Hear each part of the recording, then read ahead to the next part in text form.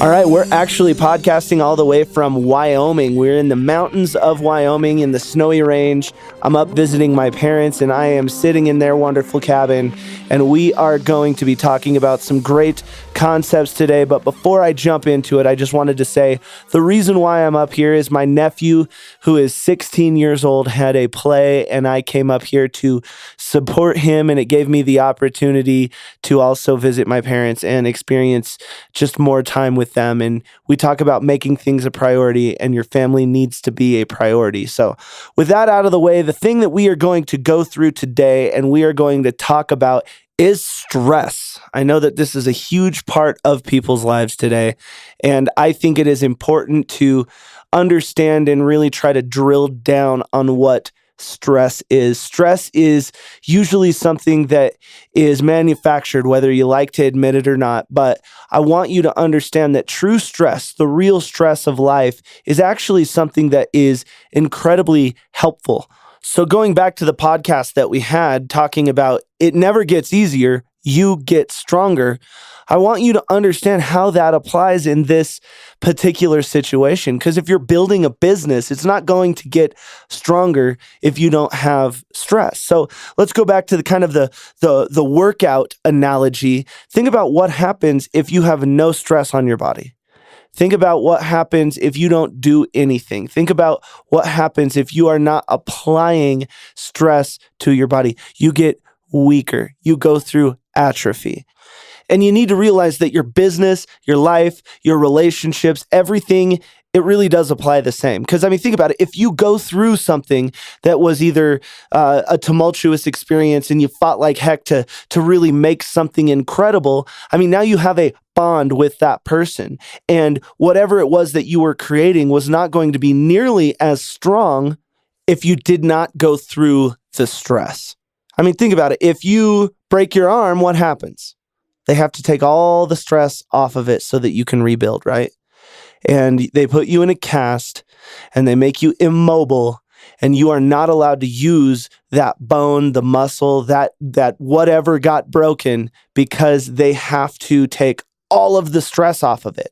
But what happens when your cast comes off? You are much, much weaker than you were before, because you haven't had any stress. So I want you to start looking at stress as something that is a challenge. It's a problem that you need to solve. It's something that you have to go through. It's something that is actually very, very good for you. Learning to deal with stress is one of the most amazing things that you can just come to grips with and realize that it's very necessary to help you get to where you're going. It is something that is going to be directly responsible for you becoming the person that can solve the problems, for you becoming the person who can endure and persevere and really shoulder the responsibility of being great.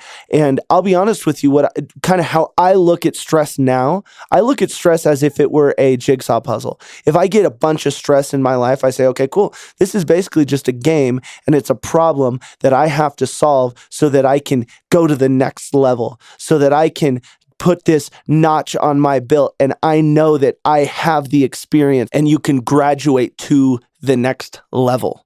And so one of the things that I use all the time is learn to love your problems. So if you have $100 problems, usually that's a cell phone bill. It might be your car payment. It might be something that you have to buy for yourself. It might be, I want to buy a new TV, whatever it is. If you have those $100 problems, learn to love them.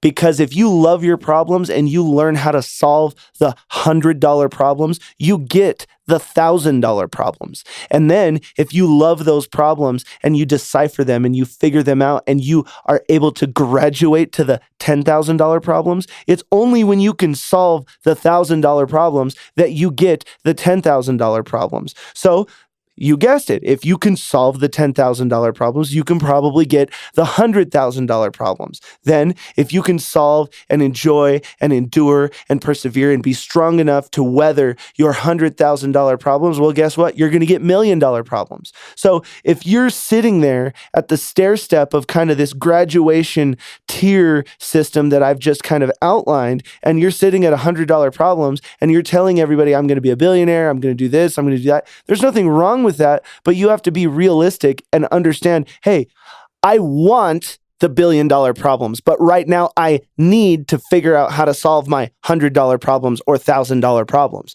And that's the problem that everyone has, is understanding the need versus want. They want the $1 billion problems, but they don't want to do any of the work. You need to figure out wherever you currently are. So figure out my $1,000 problems, $100,000 problems, wherever you're currently at.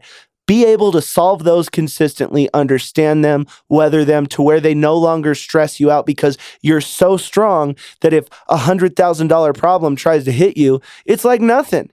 Now, if a $1 billion problem tries to hit you and you're at that $100,000 stage, you're going to get crushed. So you want to constantly get stronger. It's like working out, guys. I mean, you want to work out your mind. You want to work out your connections. You want to work out your own problems. You want to try new things. You want to innovate. You want to explore. You want to have fun. But you have to be working your problems kind of all of the time. Really understand how to solve wherever you're at consistently. Now, every now and then, maybe you can solve a $100,000 problem, but make sure you can do it consistently. Because it's the people who are at that $10,000 station and then they get a $100,000 win, but then they just immediately think that they're in that part of their life. It's about what you can do consistently.